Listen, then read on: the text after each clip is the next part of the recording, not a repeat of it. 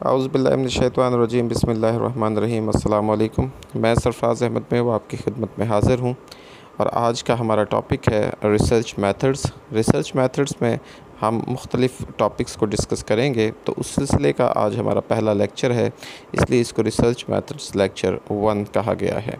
तो आइए आज के लेक्चर का आगाज़ करते हैं। कोई भी रिसर्च जो है उससे पहले उसका एक मेथड होता है। तो हमारे जो रिसर्च साइकोलॉजिकल रिसर्च है उसका मेथड जो है वो साइंटिफ़िक है। तो साइंटिफ़िक मेथड जो है एक अप्रोच है जो यूज़ की जाती है साइकोलॉजिस्ट के ज़रिए से, जिसमें सिस्टमैटिकली नॉलेज को एक्वायर किया जाता है और अंडरस्टैंडिंग की जाती है बिहेवियर्स के हवाले से और दूसरे जो फिनोमेनास होते हैं हमारे इंटरेस्ट के उनके हवाले से। यानी जो हमारी रोज़मर्रा ज़िंदगी में जो मसाइल जो प्रॉब्लम्स आ रही होती हैं बिहेवियर्स के रेलेवेंट, उनके बारे में यहाँ पर इंफॉर्मेशंस जो हैं वो इकट्ठी की जाती हैं, उनके बारे में अंडरस्टैंडिंग की जाती है, उनके बारे में नॉलेज जो है वो एक्वायर किया जाता है और ये सारा काम होता है सिस्टमैटिकली। तो इसके लिए इसलिए इसे साइंटिफ़िक मेथड जो है वो कहा जाता है। इसमें बेसिकली इसके 4 स्टेप्स होते हैं। 4 स्टेप्स में सबसे पहला जो स्टेप है उसको सबसे पहले आइडेंटिफाई किया जाता है क्वेश्चंस ऑफ इंटरेस्ट, यानी हमारा क्वेश्चन ऑफ इंटरेस्ट क्या है, हमने किस टॉपिक पे रिसर्च करनी है। दूसरा स्टेप जो है वो फॉर्मुलेट करना होता है एक एक्सप्लेनेशन को, यानी हमने कोई भी जो उसकी एक्सप्लेनेशन है उसको एक्सप्लेन करना है, उसकी फार्मूलेशन करनी है कि किस तरह से हमने इस जो है क्वेश्चन ऑफ इंटरेस्ट को जो है फॉर्मुलेट करना है और एक्सप्लेन करना है, वो उसकी फार्मूलेशन की जाती है। उसके बाद उस रिसर्च को कैरी किया जाता है और उसके लिए एक रिसर्च डिज़ाइन जो है वो सेलेक्ट किया जाता है जो कि उसको सपोर्ट करता है हमारी जो एक्सप्लेनेशन बयान की जाती है सेकंड स्टेप के अंदर। यानी हम उस डेटा कलेक्शन के लिए या उस रिसर्च को कंप्लीट करने के लिए किसी मेथड का इंतखाब करते हैं या डिज़ाइन का इंतखाब करते हैं और उसके बाद हम अगले मरहले में अपनी जो फाइंडिंग्स होती हैं उनको कम्युनिकेट करते हैं। जब हम रिसर्च के स्टेप्स पढ़ेंगे तो आपको हर स्टेप्स अलग-अलग से जो है वो क्लियर हो जाएगा। तो इसमें जो आपके हवाले से सिंपली साइंटिफ़िक मेथड के 4 स्टेप्स होते हैं, उन स्टेप्स को आपने याद रखना ज़रूरी है। जी, हम थेरीज़ की बात करते हैं। थेरीज़ जो है एक ब्रॉड एक्सप्लेनेशन और प्रेडिक्शंस होती हैं जिनका कंसर्न होता है फिनोमेना ऑफ इंटरेस्ट, जो कंसर्न करती है फिनोमेना, हमारे जो फिनोमेना ऑफ इंटरेस्ट है उसके साथ उसका कंसर्न्स होता है।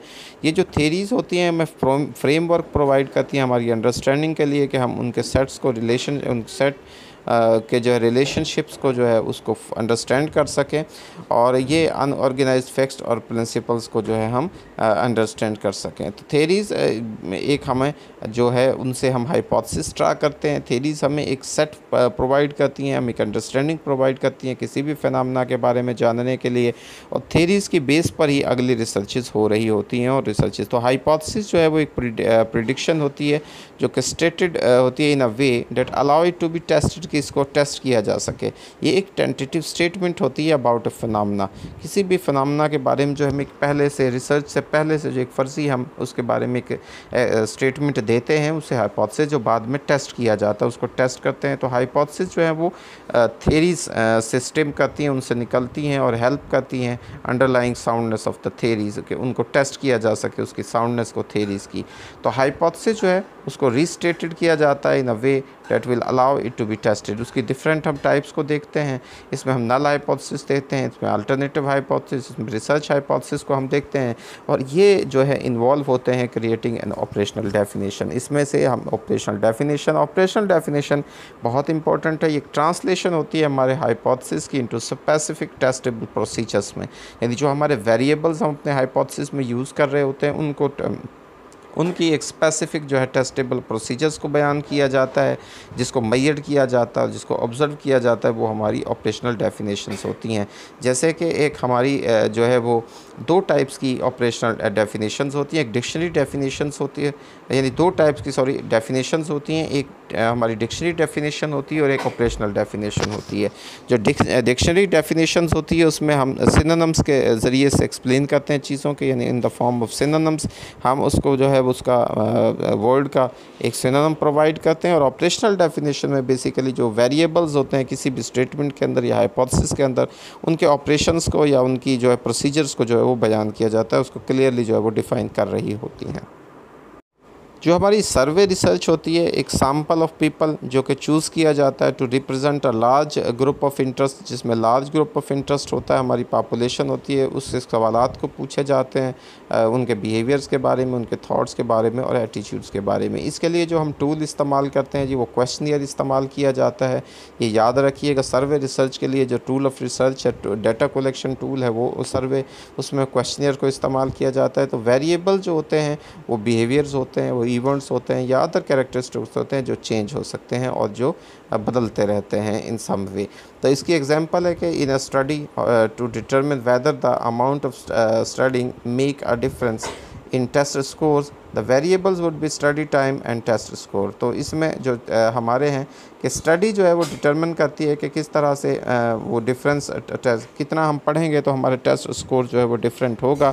तो इसमें जो हमारे वेरिएबल्स होंगे, एक तो स्टडी का टाइम होगा कि कितना टाइम हमने पढ़ना है, और उसका टेस्ट स्कोर होगा कि उसका इफ़ेक्ट जो है वो हमारे टेस्ट स्कोर पे होगा। तो study time is independent variable and test scores are the dependent variable. Test scores depends on study time, how much we give study, how much we give time to our study, हम अपनी study को कितना time देते हैं और ये depend करता है कि हमारे फिर उसके मुताबिक टेस्ट स्कोर्स कितने आते हैं।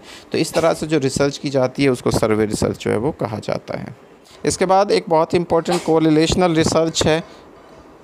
कोरिलेशनल रिसर्च जो है टू सेट्स ऑफ वेरिएबल्स इसमें एग्जामिन्स किए जाते हैं और इनका मकसद होता है to determine whether they are associated.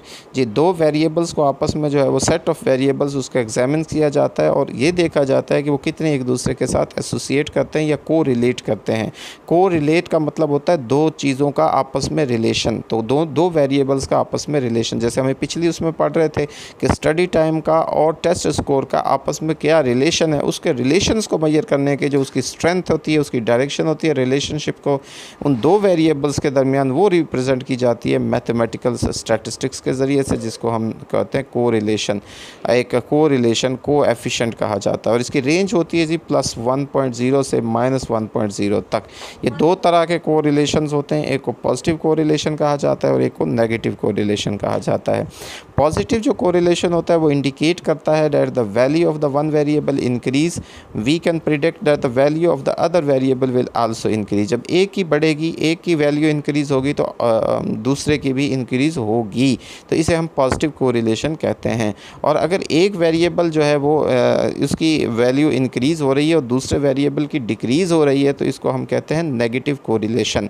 ठीक है, यानी अगर स्टडी टाइम जो है ज़्यादा देने से उसकी टेस्ट स्कोर में कमी वाक़या हो रही है तो ये नेगेटिव कोरिलेशन है।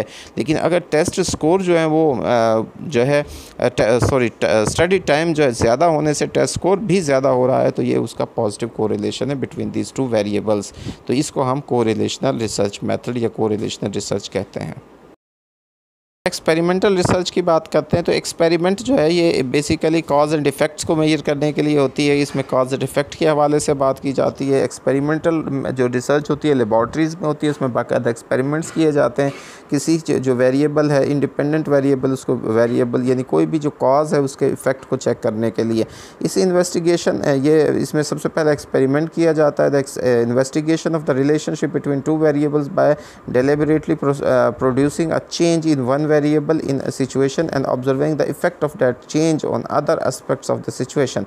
कि उसमें चेंज क्रिएट की जाती है, चेंज पैदा की जाती है, उसको हम डेलिबरेटली चेंज करते हैं और डेलिबरेटली प्रोड्यूस करती है एक चेंज एक वेर की जाती है और उसका इफेक्ट देखा जाता है कि जब हम एक वेरिएबल के अंदर चेंज लेके आते हैं तो उसका दूसरे वेरिएबल पर क्या इफेक्ट होता है।